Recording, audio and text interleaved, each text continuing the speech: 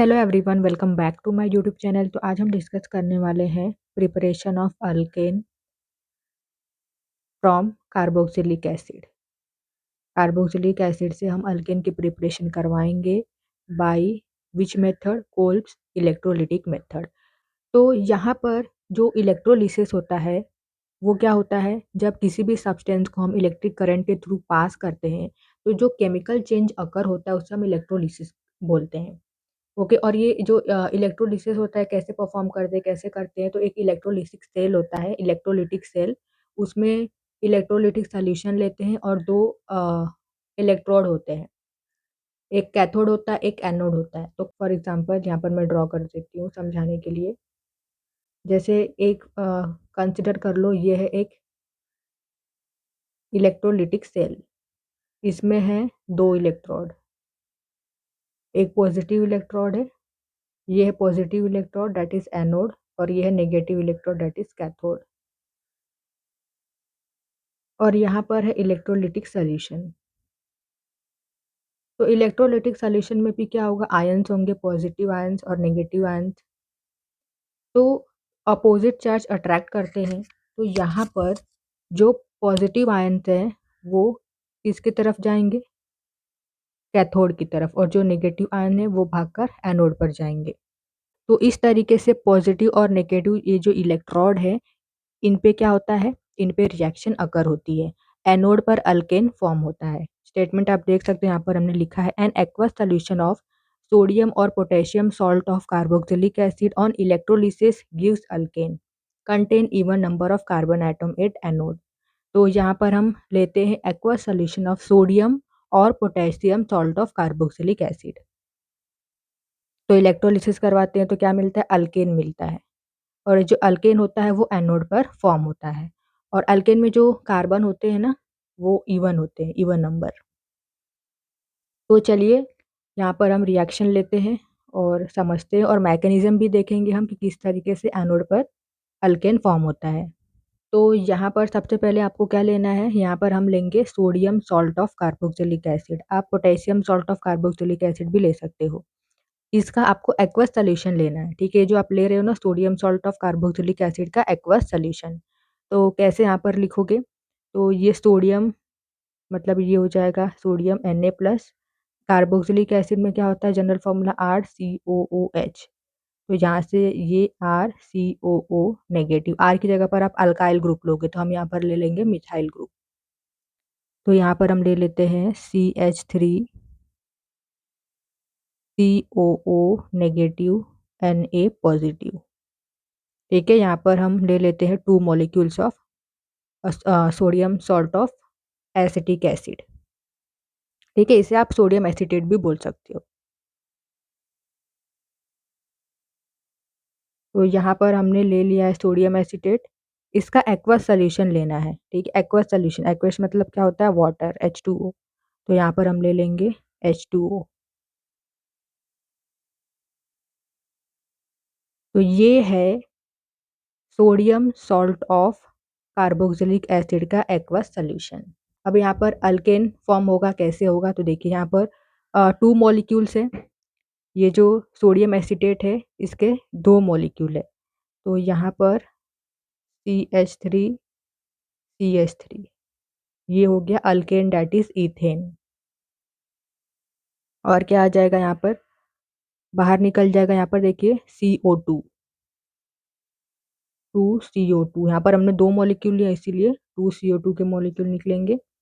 And N2Na and यहाँ से OH। यहाँ पर 2 वाटर के मॉलिक्यूल है, तो यहाँ पर आप इस तरीके से लिख सकते हो HOH HOH। ये पहला वाटर का मॉलिक्यूल, ये दूसरा वाटर का मॉलिक्यूल, इस तरीके से आप लिख सकते हो। तो यहाँ से 2Na और ये OH, 2NaOH निकल गया, बचा क्या, यहाँ पर बचा है 2 हाइड्रोजन, सो H2। तो इस तरीके से यहाँ पर आप देख सकते हो, यहाँ पर अल्केन का फॉर्मेशन हुआ है। अब यहाँ पर हम मैकेनिज्म देखेंगे कि किस तरीके से ये जो अल्केन है ये एनोड पर फॉर्म होता है।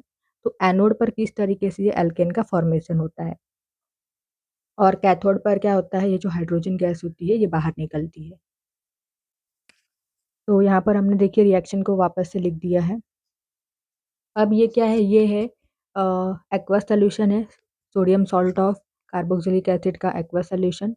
तो ये जो है इसको हम यहाँ पर लिख देते हैं और इसको हम ब्रेक करेंगे। तो ये है CH3COO negative ion plus 2Na positive charge. ऐसे ही अब यहाँ पर वाटर है तो वाटर भी ले लेते हैं, 2H2O।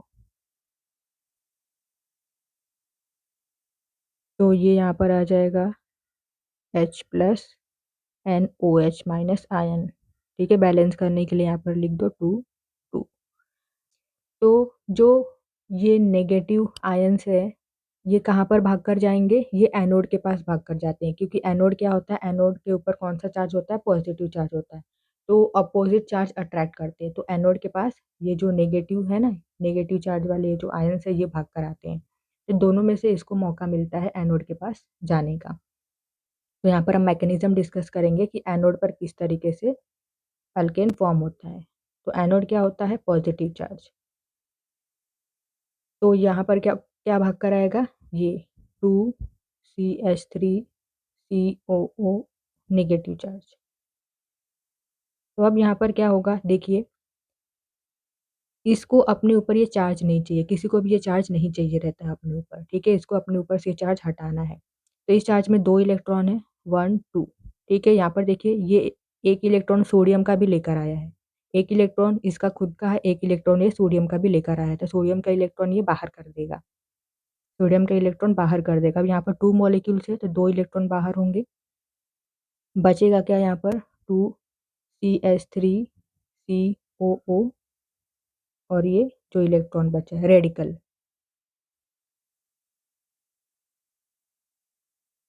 अब यहाँ पर हम ले लेते हैं 2CH3COO और ये एक फ्री रेडिकल है।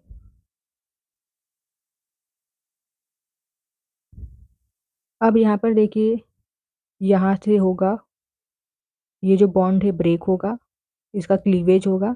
तो इसमें भी कितने इलेक्ट्रॉन है, एक बॉन्ड में 2 इलेक्ट्रॉन होते हैं, यहाँ पर 2 इलेक्ट्रॉन है तो एक इलेक्ट्रॉन यहाँ पर चला जाएगा।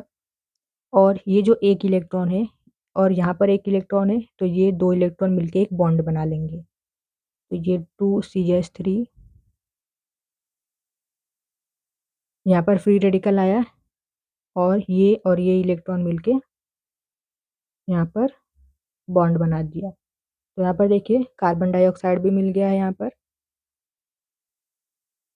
तो यहाँ पर आप देख सकते हो ये है मिथाइल फ्री रेडिकल। और ये जो फ्री रेडिकल होता है, ये फ्री रेडिकल कोल्ड इलेक्ट्रोलिटिक जो मेथड होता है ये फ्री रेडिकल मैकेनिज्म शो करता है। तो अब यहाँ पर आप देख सकते हो ये है 2 मिथाइल के रेडिकल है। अब यहाँ पर क्या होगा, यहाँ पर हम ले लेंगे मिथाइल के रेडिकल 2 हैं तो इस तरीके से हमने लिख दिया। अब ये देखिए ये अनपेयर्ड है तो ये दोनों इलेक्ट्रॉन क्या हो जाएंगे, कंबाइन हो जाएंगे, पेयर्ड अप हो जाएंगे और यहाँ पर बन जाएगा अल्केन डेट इज इथेन। तो यहाँ पर आप देख सकते हो एनोड पर अल्केन का फॉर्मेशन होता है और अल्केन का फॉर्मेशन हुआ, यहाँ से CO2 भी रिमूव हुआ है। एंड ये हाइड्रोजन किस पे फॉर्म होता है, ये कैथोड पर फॉर्म होता है। कैथोड क्या होता है, कैथोड होता है नेगेटिव चार्ज। तो इसके ऊपर क्या भाग कर आएगा, ये जो पॉजिटिव है ना, पॉजिटिव आयंस इसके पास भाग कर आते हैं, तो दोनों में से इसको मौका मिलता है। तो अब यहाँ पर देखिए एनोड पर जितने इलेक्ट्रॉन लूज हुए हैं उतने ही इलेक्ट्रॉन कैथोड पर गेन होंगे। एनोड क्या होता है, ऑक्सीडेशन शो करता है, ऑक्सीडेशन क्या होता है, loss of electron. And cathode क्या शो करता है, रिडक्शन, रिडक्शन क्या होता है, गेन ऑफ इलेक्ट्रॉन। इसीलिए एनोड पर जितने इलेक्ट्रॉन लूज हुए हैं उतने ही इलेक्ट्रॉन कैथोड पर गेन होंगे। तो यहाँ पर 2 इलेक्ट्रॉन लूज हुए थे तो यहाँ पर 2 इलेक्ट्रॉन गेन हो जाएंगे। तो यहाँ पर हाइड्रोजन गैस क्या होता है, कैथोड पर निकलता है बाहर। तो यहाँ पर H2 भी फॉर्म हुआ, बचा क्या यहाँ पर NaOH। तो ये Na और ये OH जो बचा ये क्या होता है, ये कंबाइन कर लेते हैं। तो इस तरीके से एनोड पर अल्केन की फॉर्मेशन होती है। तो ये था मैकेनिज़्म, सिंपल सा मैकेनिज़्म था। तो आई होप कि आपको ये टॉपिक समझ में आया हो कि किस तरीके से क्वार्ट्ज इलेक्ट्रोलिटिक मेथड से अल्केन की फॉर्मेशन होती है। आई होप आपको ये वीडियो अच्छी लगी हो। वीडियो अच्छी लगी तो वीडियो को लाइक कीजिए, शेयर कीजिए और हमारे चैनल को सब्सक्राइब कर लीजिए। Thank you so much for watching this video.